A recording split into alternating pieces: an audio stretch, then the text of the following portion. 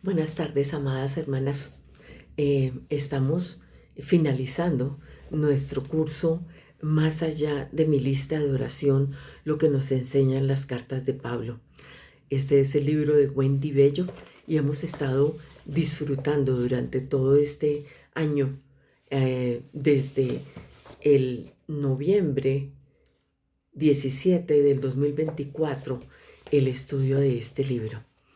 Em, lo que dice en la autora, en la página previa a comenzar el capítulo, dice: Señor, queremos ser un pueblo intercesor que en lugar de correr desesperados en cualquier dirección cuando la vida duela y no sepamos qué hacer, corramos al trono de la gracia. Eh, Vámonos a ir directamente al libro que en esta ocasión está comentando la autora. Es Primera de Timoteo, en el capítulo 2, versículos 1 al 4. El título en el capítulo de estos versículos dice Instrucciones sobre la oración. Y tengo una nota que dice: para someter todo a Dios. Exhorto ante todo a que se hagan rogativas, oraciones, peticiones y acciones de gracias por todos los hombres, por los reyes y por todos los que están en eminencia, para que vivamos quieta y reposadamente en toda piedad y honestidad.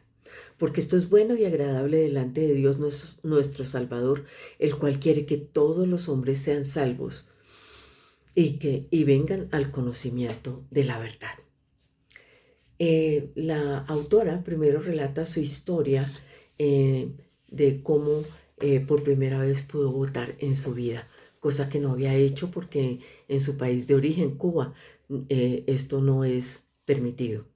Pero vayámonos directamente a qué dice respecto de la primera carta de Timoteo. Esta carta pertenece al grupo de las epístolas denominadas pastorales, las cuales incluyen las dos cartas escritas a Timoteo y la carta a Tito.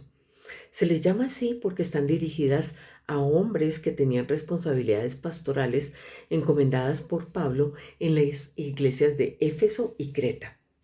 El inicio de la carta nos presenta a Timoteo como el destinatario de la misma. Timoteo vivía en Listra, una ciudad de Asia Menor en donde es posible que haya nacido. Su madre era judía, pero su padre era griego. Aunque no sabemos sobre su padre, sí aprendemos por Pablo mismo que fueron Eunice, la madre de Timoteo, y su abuela Loida quienes lo instruyeron en las escrituras. Todo parece indicar que fue en Listra donde Timoteo escuchó el Evangelio y se convirtió en discípulo de Cristo, tal vez durante el primer viaje misionero de Pablo. Este joven gozaba de buena reputación dentro de la comunidad de creyentes del lugar, y cuando Pablo regresó a la ciudad y escuchó de su buen testimonio, lo invitó a unirse a su grupo ministerial, de acuerdo con Hechos 16. Timoteo se convirtió en mucho más que un compañero de ministerio para Pablo, quien llegó a ser considerado como su hijo en la fe. Juntos compartieron muchos viajes e incontables vicisitudes. Timoteo era para Pablo un ejemplo de fidelidad y compasión. La carta a los Hebreos nos permite conocer que Timoteo también estuvo preso en algún momento. Pablo supo que estaba llegando al final de su vida y por eso le pidió a Timoteo que fuera a verlo para lo que podría ser su última despedida. Esta primera carta fue escrita aproximadamente en el año 62 después de Cristo, pero no tenemos conocimiento del lugar exacto de su redacción. Las cartas pastorales comienzan con notas muy personales inmediatamente después del saludo, una característica que las diferencia de las otras epístolas paulinas. El propósito de Pablo al escribir esta carta es tratar con Timoteo los asuntos relacionados con la influencia de falsos maestros en la iglesia de Éfeso, donde lo había dejado un tiempo antes. Pero también él relata allí cómo fue el ministerio de Pablo. Dice: doy gracias al que me fortaleció, a Cristo Jesús, nuestro Señor, porque me tuvo por fiel poniéndome en el ministerio. Y relata pues allí cómo ha sido su ministerio. Y luego vienen las instrucciones sobre la oración. La primera carta de Timoteo encierra a un llamado a vivir el Evangelio de una manera fiel, clara y tangible, cosa que nos cuesta a todas todos los días. La oración no es un plan B.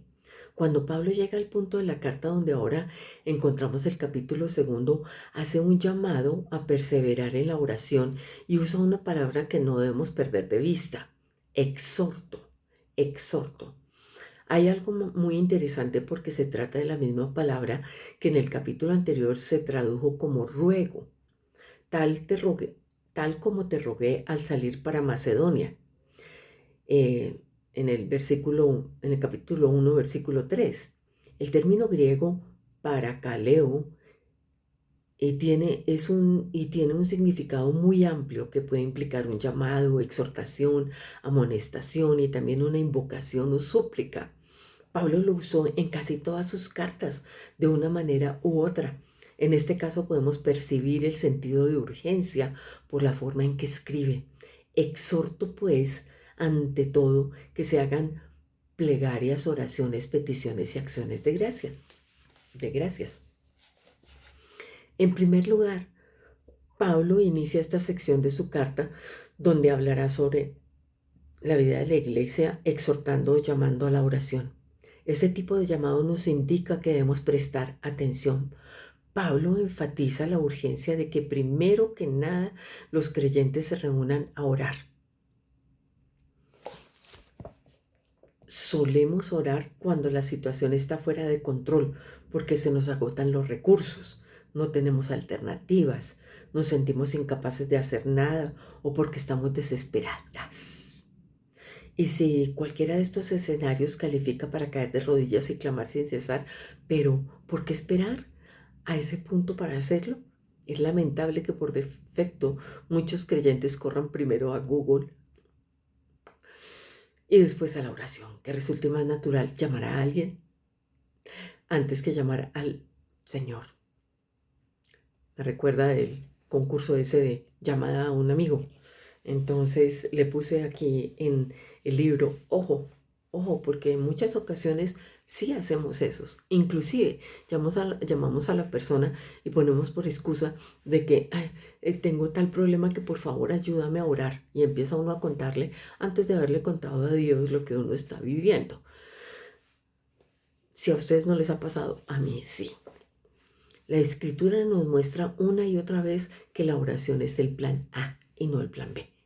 La oración manifiesta el reconocimiento total de nuestra dependencia de Dios, nuestra incapacidad, nuestra falta de sabiduría, nuestra limitación humana, nuestra carencia, nuestro temor y la necesidad que tenemos de Dios, de que Dios actúe en nuestras vidas.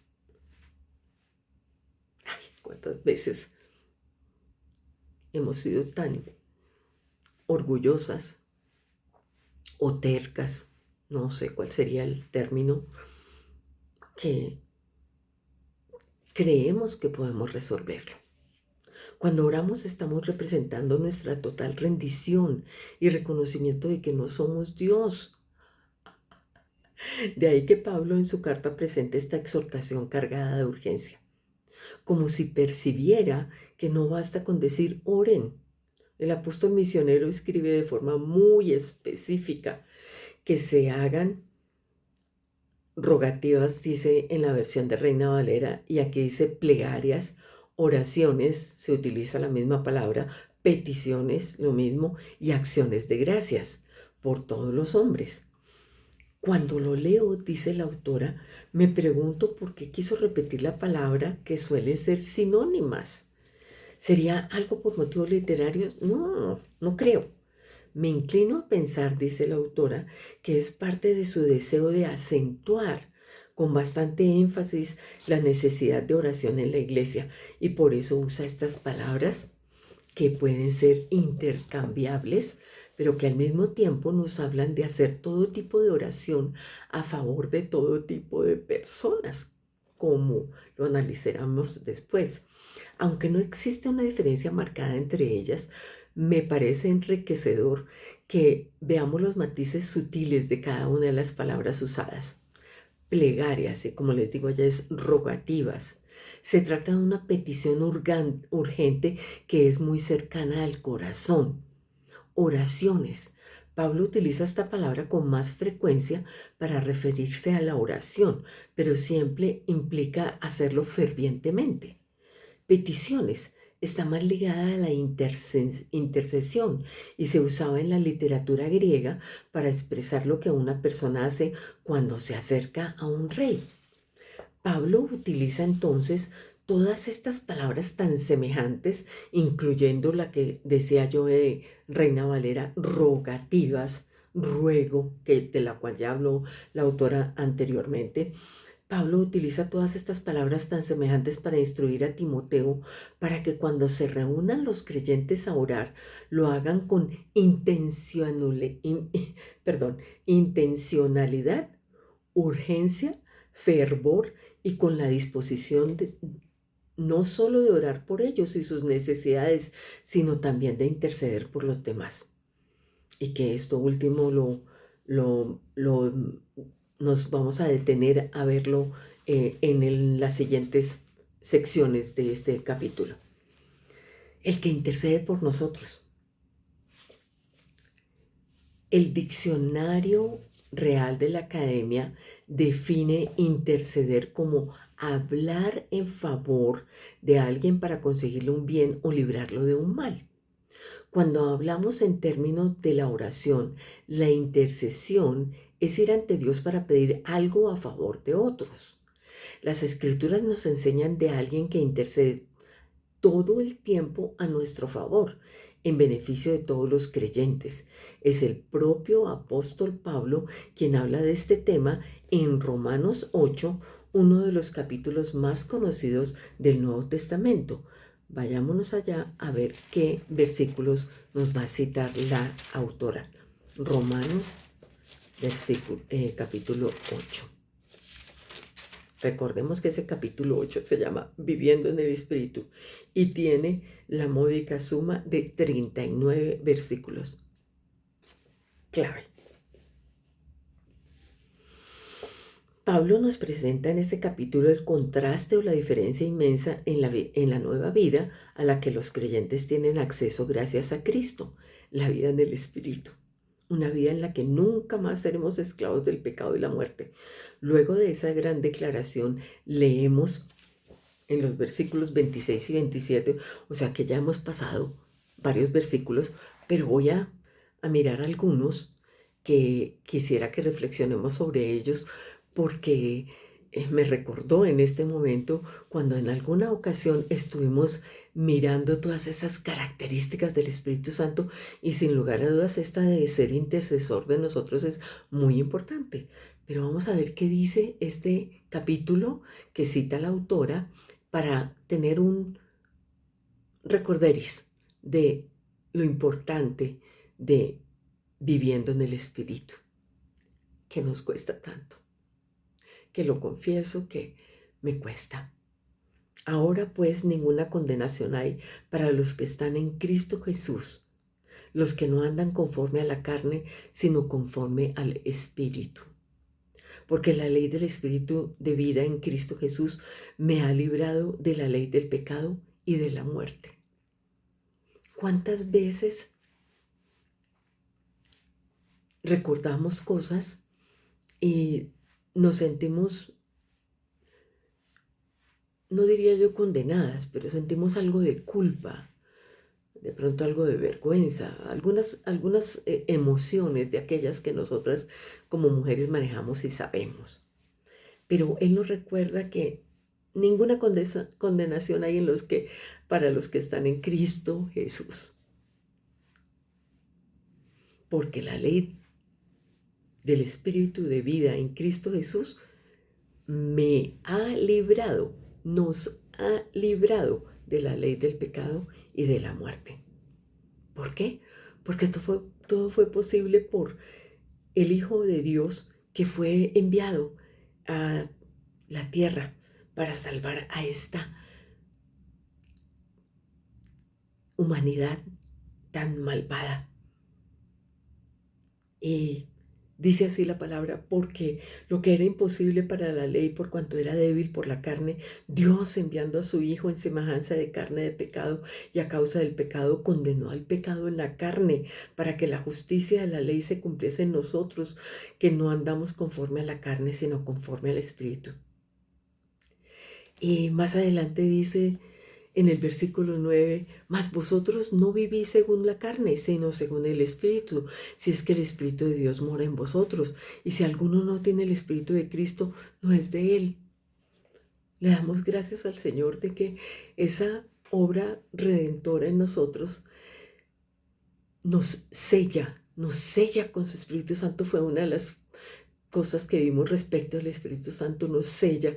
Y cuando estamos sellados, esto no se pierde, no se va.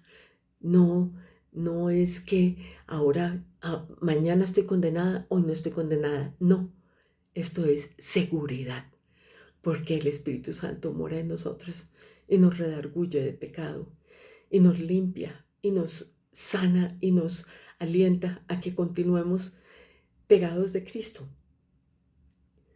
Dice, porque todos los que son guiados por el Espíritu de Dios, estos son hijos de Dios. Pues no habréis recibido el espíritu de esclavitud para estar otra vez en temor, sino que habéis recibido el espíritu de adopción por el cual clamamos, Abba Padre, amado Padre. El Espíritu mismo da testimonio a nuestro espíritu de que somos hijas de Dios. Y miremos los versículos que ella nos recomienda, el 26 y el 27, dice así, y de igual manera, el Espíritu nos ayuda en nuestra debilidad, pues ¿qué hemos de pedir como conviene? No lo sabemos, pero el Espíritu mismo intercede por nosotras con gemidos indecibles. Mas el que escudriña los corazones sabe cuál es la intención del Espíritu, porque conforme a la voluntad de Dios intercede por los santos. En algunas ocasiones que hemos estado afligidas o distanciadas o que nos hemos sentido como tristes, agobiadas, cualquiera que sea el caso, en ese momento que no podemos nosotras orar como queremos, está el Espíritu Santo, que es el que intercede ante Dios por nosotras, porque Dios ya no nos ve a nosotras como esto que soy aquí, carnal, en lo que yo reacciono, en lo que yo hago, en lo que yo digo, en cómo ofendo, en cómo no perdono o sí perdono, o las tantas cosas que nos suceden a diario. Pero Él no nos ve así. Él nos ve como si tuviéramos una imagen acá, en donde está la imagen de Cristo que ya pagó por nosotros, y el Espíritu Santo puede interceder ante el Padre y ver lo profundo que hay en nuestro corazón, y puede interceder en formas que nosotros ni imaginamos. Pablo se enfoca en reconocer la debilidad del creyente al orar y cómo el Espíritu Santo acude a su ayuda al interceder a su favor. Aunque mucho se ha debatido con relación al significado de esta debilidad del creyente, coincidimos con la postura. Ella nombra a Tom Snyder al afirmar que se trata de la carencia de una comprensión adecuada de la voluntad de Dios, y por ende el Espíritu contrarresta dicha debilidad y actúa a nuestro favor. El Espíritu se convierte en nuestro intercesor en la oración, porque conoce muy bien nuestro corazón y también conoce la voluntad de Dios. Conoce que nosotros somos débiles, lo que dice Pablo. No sé si, dice la autora, no sé si puedes verlo de la misma manera, pero para mí es de mucho consuelo saber que el Espíritu Santo intercede delante de Dios cuando oro.